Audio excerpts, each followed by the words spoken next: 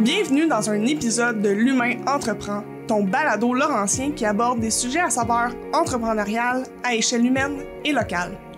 La saison 1 est propulsée par l'École des entrepreneurs du Québec, campus des Laurentides. On développe vos compétences entrepreneuriales pour vous aider à devenir l'entrepreneur que vous désirez.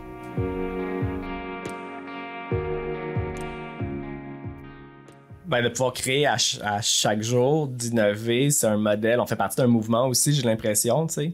C'est pas pour rien qu'en 2012, on a lâché la sociologie et tout. Je sens vraiment qu'il y a un mouvement qui a autant citoyen pour consommer nos produits que d'entrepreneuriat un peu partout au Québec. Je pense vraiment, c'est même Paul Desmarais qui disait que les agriculteurs, tu sais, Paul Desmarais a fait l'émission Les Fermiers avec Jean-Martin Fortier et tout, là. Ben, c'est même lui qui disait que pour lui, les agriculteurs, tu sais, dans 20-30 ans, là, on parle que c'est les avocats, que c'est les médecins et tout, qui sont comme les professions on top. Mais selon lui, ça va être les agriculteurs, les super agriculteurs. Donc, je sais pas, c'est vraiment pas humble ce que je viens de dire, mais... On aime ça. On réécoutera le podcast dans 20 ans, puis on verra si... Donc, j'ose croire ça. En tout cas, moi, je pitch ma réflexion à deux scènes là-dessus. J'ai l'impression qu'avec le changement de réflexion qu'on a en tant que société, où on met l'humain de l'avant, où on a besoin de prendre soin des autres, où on est à l'écoute des autres, où on est ouvert, ça l'amène l'humain à revenir aux bases. À l'essentiel. Exactement. Puis, on s'entend que manger est essentiel. Fait que, en tout cas, moi, c'est logique pour moi, cette réflexion-là. Puis ça m'amène à me demander, tu sais, au niveau du marché, parce qu'il y en a des grosses entreprises, il y en a des grosses corporations dans le marché de l'agriculture. Toi, c'est quoi ta vision par rapport à ça? Comment vous positionnez, pas contre, j'aime pas ça dire ça, contre ceux-là, mais dans ton marché? Est-ce qu'on a 48 heures pour parler de cette question-là? Ça, c'est la grosse question. Ben oui.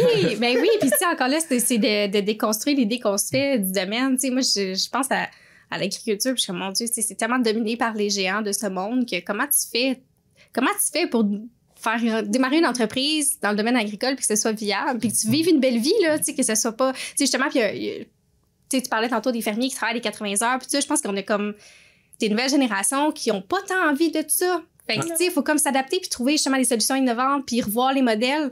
Fait que, ouais, moi aussi, je suis curieuse de t'entendre là-dessus.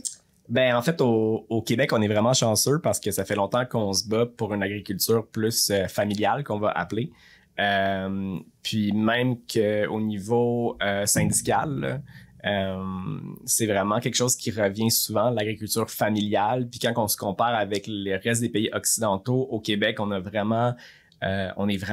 pas des grosses entreprises tant que ça. Oui, il y a des industries, oui, il y a certaines productions qu'on nommera pas que c'est des industries, mais en général, on est vraiment chanceux. Puis même que j'irais plus loin, c'est une des raisons pourquoi que je pars au Bénin dans 1 mois. Il y a UPADI, Développement international, que une de ses missions, si on veut, c'est de propager l'agriculture familiale partout dans le monde. Donc, dans les missions, c'est vraiment de pouvoir redonner aux fermiers, mais dans une vision humaine de l'agriculture et non dans une vision industrielle. Puis je trouve qu'au Québec, on fait vraiment bien ça. C'est loin d'être parfait.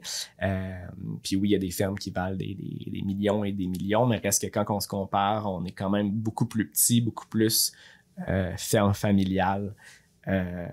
C'est ça. C'est sûr que là, qu'est-ce que ça veut dire familial? On peut vraiment en parler longtemps, là. Mais c'est sûr que nous, notre modèle est plus dans une agriculture de proximité. Donc, au Québec, c'est vraiment cool. Il y a comme producteurs laitiers sont sous gestion de l'offre et tout. Donc, c'est vraiment bien. Nous, c'est de proximité. Donc, c'est sûr qu'on se bat contre des produits qui arrivent du Mexique puis de la Californie. Donc, souvent, nos compétiteurs, c'est la Californie puis c'est le Mexique. Puis ça, c'est au niveau juste des légumes, mais même au niveau des produits biologiques, c'est ça qui est compliqué, c'est qu'il n'y a pas la réciprocité des normes. Donc, il y a des choses légales, mais au niveau des frontières, des fois, c'est un peu touché. Donc, on n'a même pas les mêmes normes biologiques qu'aux États-Unis puis au Mexique. Donc, ça veut dire qu'on importe, même si c'est pas supposé, mais on importe des produits d'ailleurs qui n'ont pas les mêmes normes biologiques, mais qui vont être perçus comme biologiques ici, En fonction de notre perception de la biologie. Exactement, mais que si nous, on avait ces pratiques-là, ça fonctionnerait pas. Donc déjà là, on est désavantagé au niveau du climat, on est désavantagé au niveau des normes, on est désavantagé au niveau des normes salariales aussi, parce qu'ils n'ont pas les mêmes salaires minimum qu'ici. En tout cas, il y a des... Puis ça, c'est 3 trucs. Aussi, une autre chose qui est super compliquée, c'est qu'au Canada, on est une des places dans les pays occidentaux. En fait, on est le pays dans les pays occidentaux que l'État intervient le moins. Donc, je veux pas dire des chiffres aberrants, mais quand on se compare avec l'Europe, en moyenne, chaque ferme est différente, mais en moyenne, l'État intervient beaucoup plus pour aider les entreprises. Même aux États-Unis, l'État intervient plus. Au Canada, on est l'endroit que l'État intervient le moins. Puis là, pourtant, on a tellement des beaux espaces pour l'agriculture. Puis c'est sûr qu'il y a des productions qui sont plus avantageuses que d'autres, que les gens investissent plus. Nous, pour étant membre de la relève, on a quand même plein de chance, puis c'est ça, mais ouais, il y a beaucoup de... bref, je coupe les coins ronds, mais on parlait vraiment. Oh non.